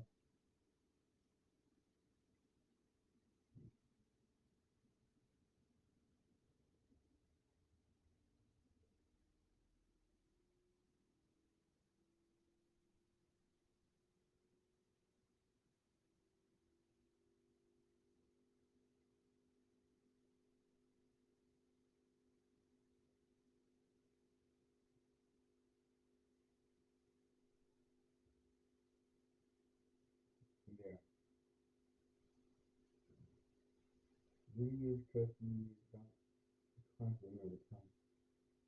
Rome in 1911. Okay.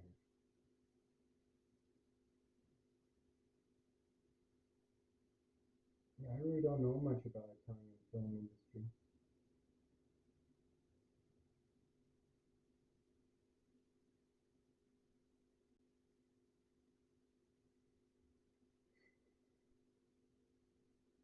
Okay, world famous icon. Yeah, this isn't a fun thing to spend time screen sharing. I just want to click on. Remember back in the day, I guess they had so many people taking stuff. Well, this is DuckDuckGo, not the other thing. Still, you used to click on these things and bring up a large picture. Now it takes. I might have clicked on the.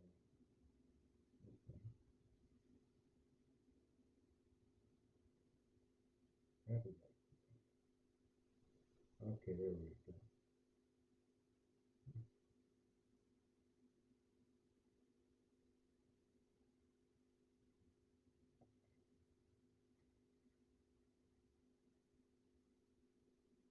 Whatever happened to Miyoshi Umeki, born in Otoro, Hokkaido, Japan in 1929, was a radio and nightclub vocalist since her teens. Sayonara was her first American movie. Since then, she has appeared on Broadway as well as in the movies Flower Drum Song, 1961, The Horizontal Lieutenant, 1962, A Girl Named Mimiku, 1963. Whatever happened? Oh, Bridge on the River Kwai. Bridge on the River Kwai.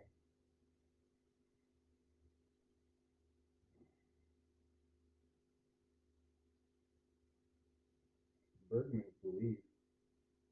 Ever gracious, the lovely Ingrid Bergman, who had endured endless criticism and condemnation in Hollywood, was thrilled to receive an Oscar from her fellow workers. When asked by reporters if she took her award to mean the American moviegoers were once again willing to accept her into their fold, she replied, "That's not what counts. It's recognition by one's fellow workers."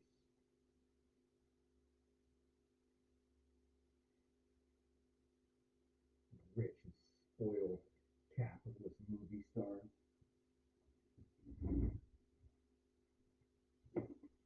I mean, that's what it is. That's what capitalists are, rich and spoiled like these movie stars.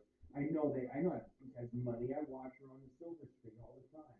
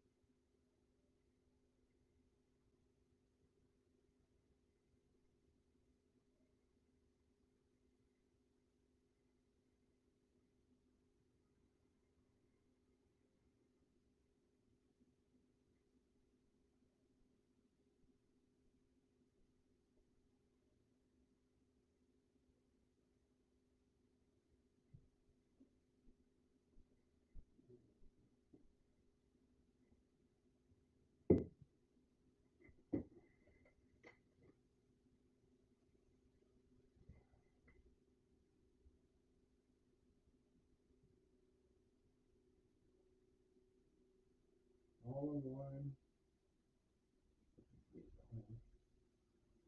done black MD, medical aesthetics, injectables, weight loss, laser treatments, wellness, skin tightening, fat reduction. Oh, spa treatments, facials, waxing, lashes, spray tans, manicures, pedicures. I could go for like a facial and a pedicure. I don't go for that like weird manicure stuff. I had a woman brush my started buffing my nail. And she busted my it was nice, it was nice. She was buffing my nail and stuff. I'm like, Jeff, you need to come take my spot here. Just kidding. Every direction. Discover system. Not your demon isn't your fate isn't your ordinary high school senior. From navigating the challenging productions to embody and embalming diverse care. Demon is left in a double mark on the trauma department. You may recognize him as the authoritative sergeant and Santa Claus might not be coming to town. The charming Eugene Mitchell in Cinderella or the enigmatic Mr. Bobby in Clue.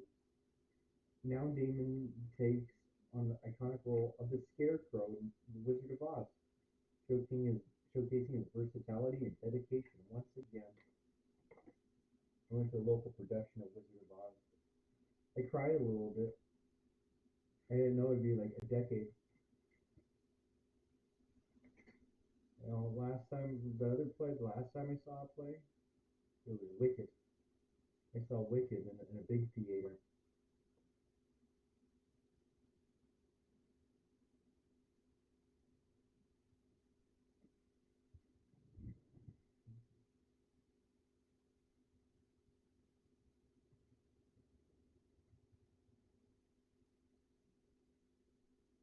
You know what? Because there's so many groups that do I have it on here? Do I have? No, not the internet Broadway. Yes, there it is. People who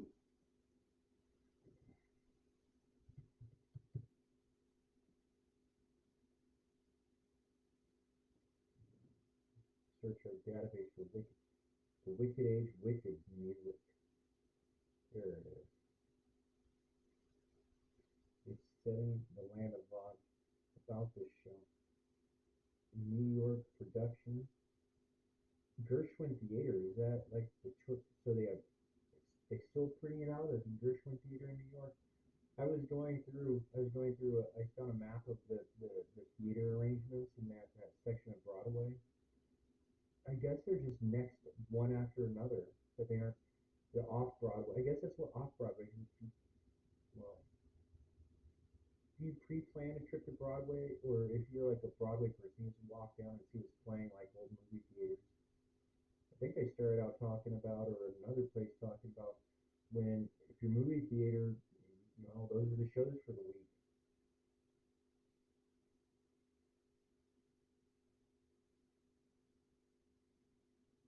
Present productions. Do we have a history of touring productions? Emerald City. I guess it's when this theater travels. Oh, the rules and stuff are being included in this.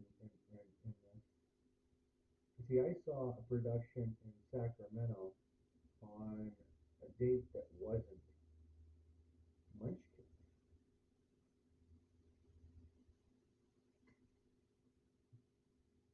Or Munchkin Land.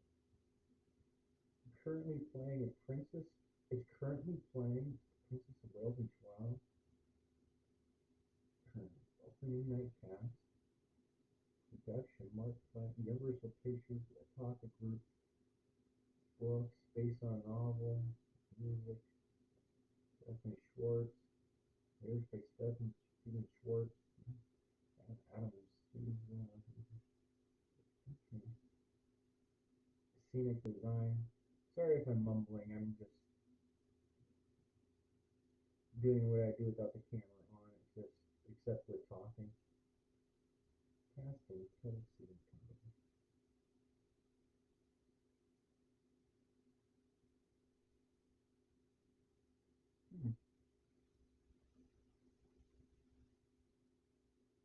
kind of shop they have set up.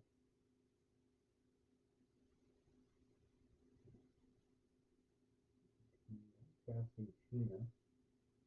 All these are not in chronological order.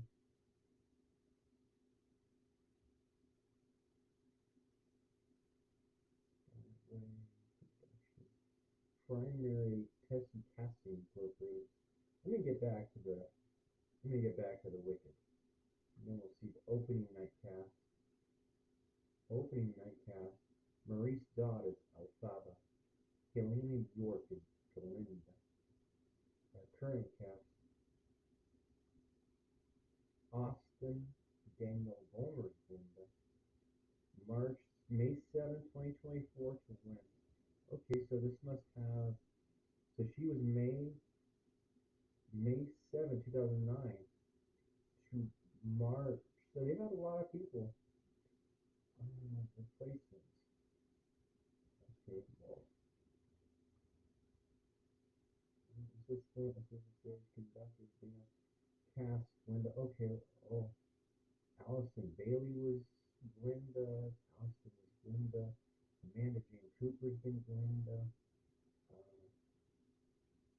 Emily Coach has been Linda. December 9th. Well, I would have seen if I had seen one of these tours, it would have been Carol Lindsay. Mm. In 2015, early 2015, there's a Broadway actor with my name who was gunned down. You know how freaky that was? I was searching my own name. I had some stuff happening. And so I was searching my own name to see if I came up in news, and a Broadway person with my name was wife of Kevin Macy.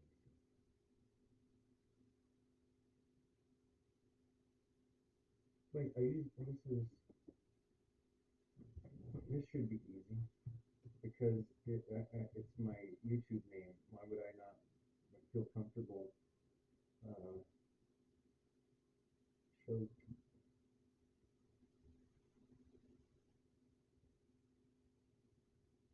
Did not find any. Okay. Delete Kevin Laura Kit, Reba Sprague, Lori Sprague, Lee Sprague. The Echo. Oh, yeah, this is a history thing. I guess not as many people are interested in Broadway databases as they are in internet movie databases.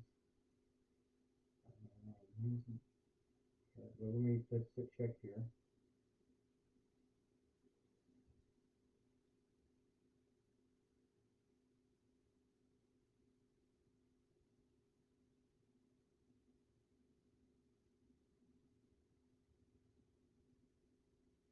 Carlin, actress, Disney Newsies, Broadway the musical, spelled the same.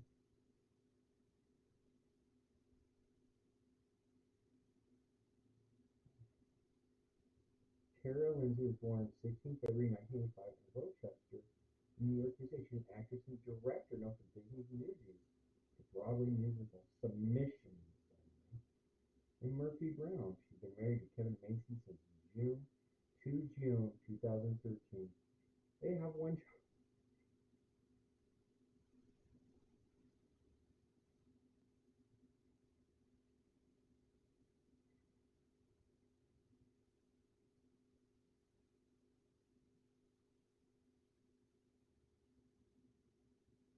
Oh, wait, who's that? These actors in the early role. Okay, there's, Crazy Eyes. I kind of go back to where was it? Where did Donna go? Where did Donna from the '70s show? I saw her. Oh, there she is. Let's see if this takes us to external links as part of IMDb.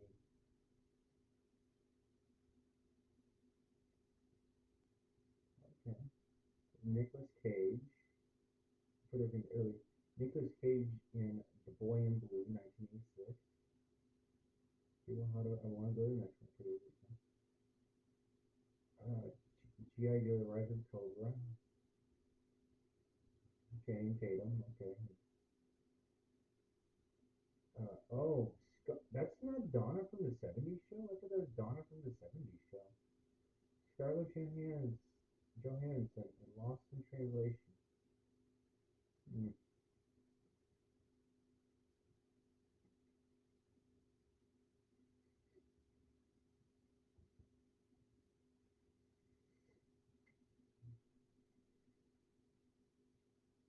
What, 3 of 165.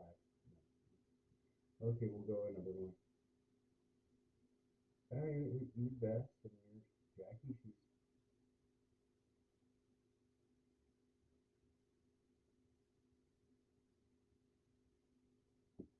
Here we have a sponsored thing.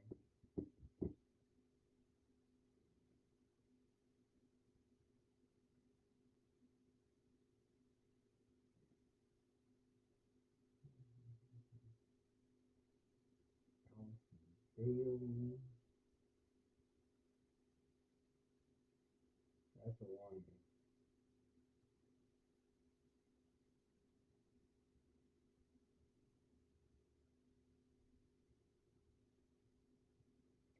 Mika Monroe in The Guest. It's this thing about the. I don't know famous people anymore. I'm looking at these old books.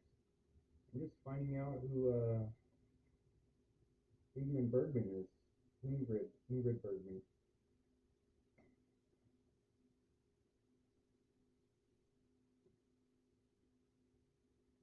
What's going on?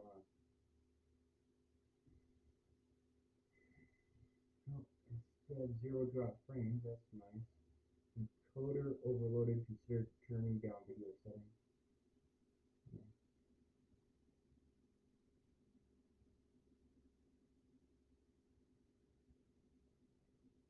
Should we put on the volume here? All right.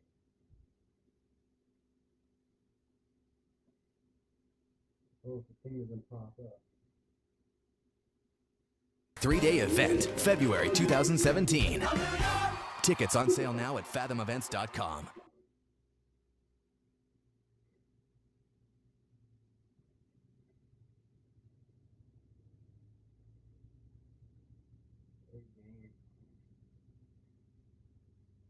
For about a century, Broadway and Hollywood have been trading stories and talent with each other and the world. You swear? If I'm lying, I'm done. On this IMD Brief, presented by USAA, we detail a streaming passport to just one fabled district in New York, to revel in Hollywood's long and storied shared history with Broadway, and its bounty of watch list picks from both the stage and screen. With the advent of synchronized sound, early critics worried that the so-called talkies might supplant America's love of live theater. But clearly the stage survived, and hundreds of musicals have been adapted to the big screen, with 10 winning Best Picture, 6 of which came straight from Broadway. 1936's The Great Ziegfeld, 1961's West Side Story, 1964's My Fair Lady, 1965's The Sound of Music, 1968's Oliver, and 2002's Chicago, the second longest running Broadway production of all time. There's only one business in the world where that's no problem at all. And Dorothy Dandridge was the first black woman nominated for Best Actress for the 1954 movie musical Carmen Jones, an update of the opera Carmen in a World War II era African-American setting. Don't say I didn't tell you true. In the Academy Awards, love affair with musicals truly began with 1929's Best Picture winner, The Broadway Melody, a story of sisters trying to make it on the stage, only for romance to come between them and the Great White Way. Why, it's cream in the can, baby. The initial popularity of musicals during the Great Depression began to wane as movies didn't elevate song and dance numbers from what they had already been on stage, until Busby Berkeley came on the scene. A World War I veteran who was partially inspired by soldier drills, implemented synchronized, precise group dancing, first to Broadway, then to Hollywood musicals, like Footlight Parade and 42nd Street, establishing eye-popping geometric kaleidoscope patterns. Director Lloyd Bacon's 42nd Street began as a novel before it was brought to the screen in 1933 with Busby Berkeley's kaleidoscope choreography. And in 1980, 42nd Street's backstage peek at a tyrannical musical director was aptly adapted for Broadway. Sawyer, think of Broadway, damn it! For the past 3 decades, movies have often made the leap from screen to stage. From The Producers to Hairspray to Mary Poppins. From Waitress to Mean Girls to Legally Blonde. And from Shrek to Beetlejuice to Carrie. Yes, that Carrie. Numerous productions have attempted to sing their ways into set.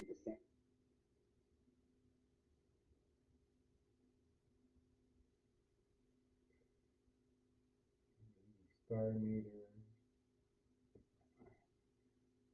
Small dog. They just know me. Look at oh the targeted advertising. It's like, look, he's looking at Broadway. He's play this thing to remind people that, well, that's the thing about people going into acting and not being on the stage. I mean, I'm sure it's popular. Yes. Stage acting. Lives. Former Disney CEO Michael Eisner suggested bringing Disneyland's condensed stage production of its animated classic Beauty and the Beast to the Broadway stage. And in 1994, the show began a 13-year smash hit run of 5,461 performances. Be our guest, put our service to the test. Julie Taymor's vivid adaptation of Disney's The Lion King would follow in '97, becoming the highest-grossing Broadway musical and third longest-running show of all time. In 2019, a live-action version of The Lion King was made, and it's become the 7th highest-grossing movie ever. So it's hard to say if Hollywood or Broadway is the true king of pride.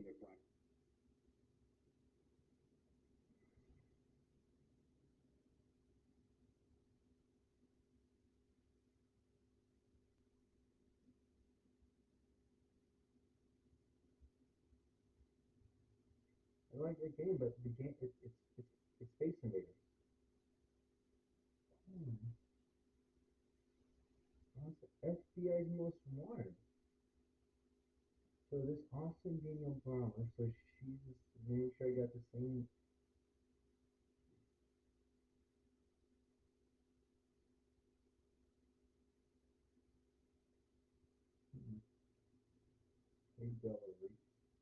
Big demo reel. 2019 actress. Hey, that's all it takes though. So she has a 30-second role. Like I say, my brother got for less than a minute, I think. But still, he got on the extra credits. So let's see your demo reel. Night on the Sidewalk at Night, 2021. Diane. Hi. When you're a kid, the world makes sense. The good guys win, bad guys lose. Then you grow up. You find you got it all backwards. Now this isn't, strictly speaking, Lex Talionis, because it's hard to measure exactly how much damage his illegal dumping did. So let's simplify it. How much do you think my 8-year-old daughter's life was worth?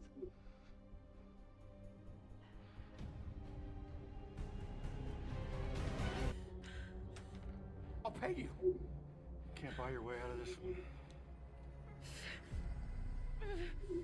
Please, take it out. He would never hurt anyone. No one's found any illegal dumping. Stop all the lying. Is that what you were doing?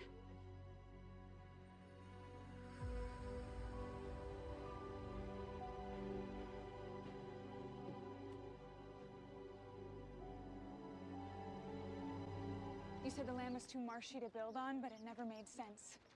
Did you bury coal ash there? Is that what happened? I'd like to hear the answer to that one. This doesn't involve you. It will when the EPA finds out. They'll want to search that land. My lawyers will be all over this. It's not up to you, Dad. Or your lawyers. I still own the land.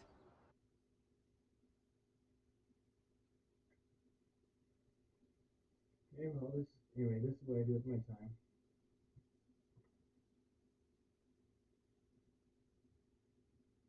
So nice to stay in. Such a nice place. And I still haven't barely cleaned anything. So I'm gonna get off this thing and maybe be around Facebook or Instagram or Twitch or one of the others. This is my life. Doing good. Just kind of ball myself up and go into cozy memories of Best Picture 1959, Ben-Hur, starring Charlton Heston, Jack Hawkins, Stephen Boyd, producer Sam Zimbalist, director William Wyler, screenplay by Carl Toonberg, based on a novel by Lou Wallace, filmed in Panavision, created by MGM. This lavish motion picture filled with action and spectacle is basically the simple story of a Jewish prince, the strong and proud Judah Ben-Hur, played by Charlton Heston, a man who is not afraid to stand up for his convictions. Ben-Hur is persecuted by the Romans, but refused to back down. His nemesis, the Roman soldier Messala, Stephen Boyd, finally faces him in one of the film's high points, the chariot race directed by Andrew Martin, which took 4 months of rehearsals and 3 months to produce. But Ben-Hur's final victory comes not on any physical battlefield, but through his observations of the teachings of Christ. Publicized as having cost $15 million to produce, Ben-Hur won a whooping 11 Academy Awards. These were for Best Picture, Best Actor Charles Heston, Best Supporting Actor Hugh Griffith, Best Color Cinematography Robert L. Surtees, Best Color Art Direction William A. Horning, Edward Garfield and Hugh Hunt, Best Sound, Best Scoring of a Dramatic or Comedy Picture Miklos Rozsa, Best Editing Louis R. Loeffler, Best Special Effects A. Arnold Gillespie, Robert McDonald, Milo Lowry, Best Color Costume Design Elizabeth Hoffendam,